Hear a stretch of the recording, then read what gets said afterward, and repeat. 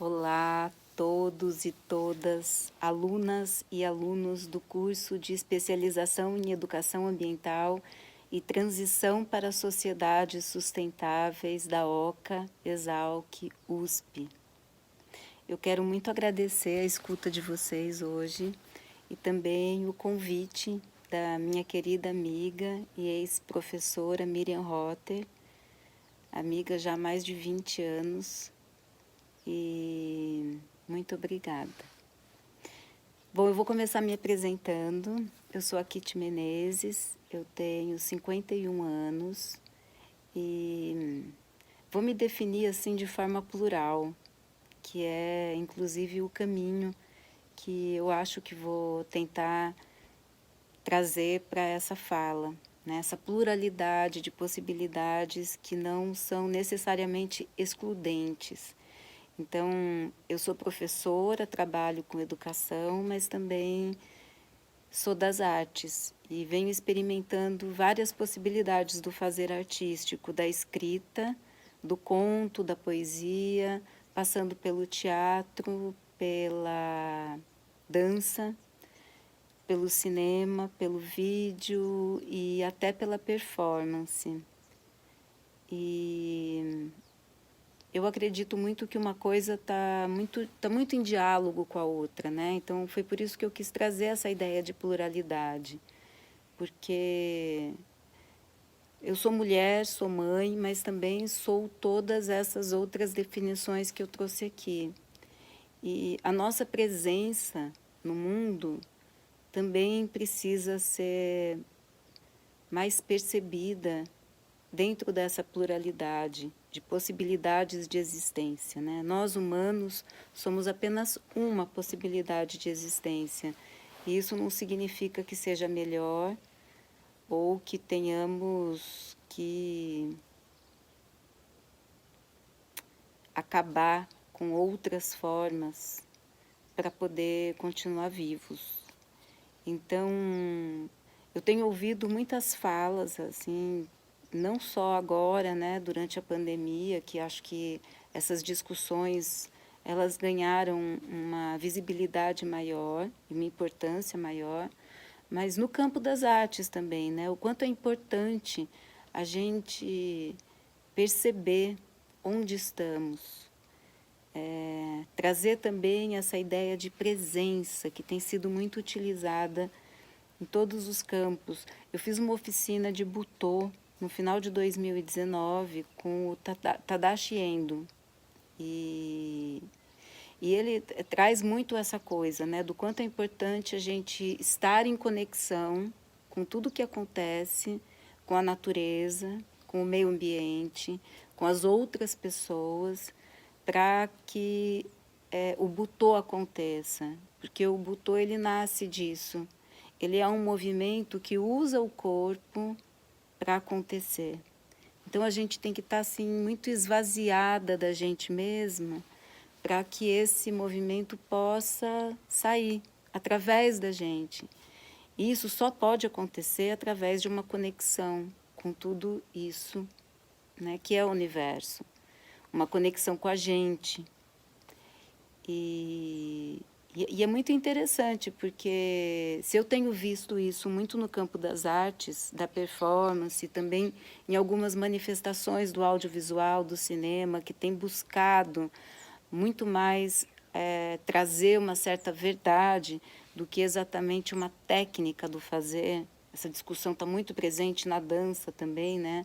Dizer que qualquer corpo pode dançar, que qualquer corpo tem uma dança particular que não é necessariamente essa dança que estamos acostumados e acostumadas a ver. Tudo isso é uma quebra de paradigmas.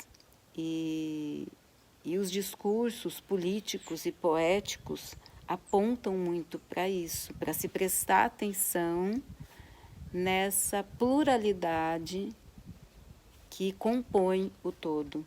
Então, quando a gente vai pensar nessa relação entre arte, política, resistência e espiritualidade, a gente começa a perceber que tudo está em constante diálogo.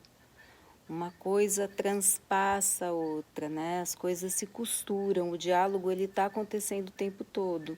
Então, quando a gente pensa numa manifestação artística, numa intervenção artística em determinado local,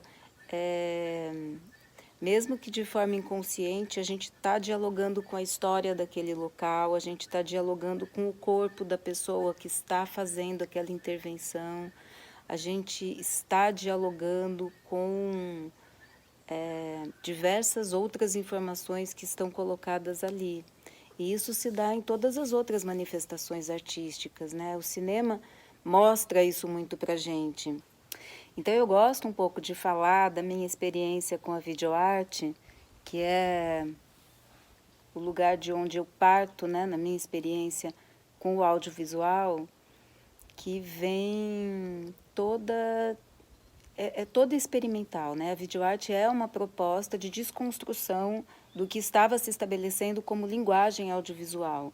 Claro que a gente tem nos movimentos audiovisuais, nos movimentos cinematográficos, artistas repensando tudo isso sempre, desde o início da história do cinema, quando Georges Méliès, que é um dos principais artistas do audiovisual, principalmente no final do século XIX, quando ele experimentava, cortando a película, colando e fazendo dupla exposição, enfim. Mas a gente tem na videoarte também uma popularização dessas possibilidades de experimentação e ainda explorando outras características que estão presentes só no vídeo e não estavam naquele momento no cinema. Ainda não havia essa confluência, né, que a gente hoje produz cinema e vídeo com os mesmos equipamentos. Naquela época não, o cinema era película e vídeo era arte eletrônica.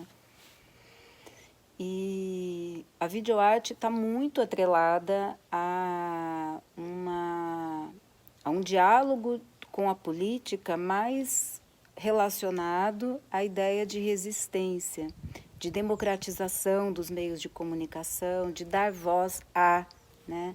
Então, a gente tem todo um diálogo aí sendo estabelecido. E eu vou beber muito nessa fonte. Tanto que começo a estudar a videoarte, eu experimento a videoarte, vou para o mestrado, estudo a videoarte e acabo me interessando mais pelo videoativismo. Eu acabo querendo experimentar o videoativismo. E aí eu vou começo a fazer parte de um coletivo de vídeo chamado Centro de Mídia Independente no Brasil, mas que fazia parte de uma rede muito maior, chamada Indimídia, que traz muito a ideia de artivismo, da performance para chamar a atenção de determinadas atrocidades que estavam ocorrendo naquele mundo globalizado, né? Com essa globalização que fica muito presente no final dos anos 90, começo dos anos 2000, e as pessoas começam a ir para as ruas e encontrar outras maneiras de chamar a atenção, inclusive através da mídia, que a gente chamava de mídia ativismo, que era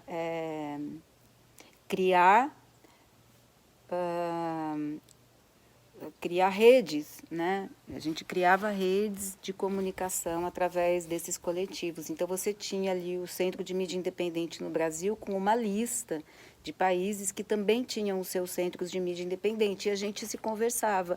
Era uma forma de se fortalecer. E dentro desses coletivos existiam artistas. Então, por exemplo, uma ação que a gente fez foi entregar um troféu abacaxi para o diretor da Anatel. Isso foi em 2004, eu acho, 2003, 2004, por aí. E a gente leva um troféu abacaxi para ele, porque ele estava num movimento muito grande de fechar as rádios livres que tinha no Brasil. Então, é uma maneira de chamar a atenção para o absurdo daquilo, né? Assim, por que fechar as rádios livres? E hoje, veja, a gente nem tem regulamentação, porque hoje a gente tem os podcasts. E, enfim, essas estruturas que parecem que nasceram desse jeito e que são indestrutíveis, não são. E a arte, nesse sentido, vem para mostrar isso, para desconstruir isso. Então, a gente vê, por exemplo, no audiovisual, eu assisti recentemente um filme incrível chamado Bicha Travesti, que está aí nesse campo das artes, que traz a visão de mundo, o modo de existir de uma pessoa incrível chamada Linda Quebrada, que é também cantora, performer e também cineasta, e tem um podcast, tem um programa de entrevistas, enfim, está tudo em diálogo, né? É arte, é política e é resistência.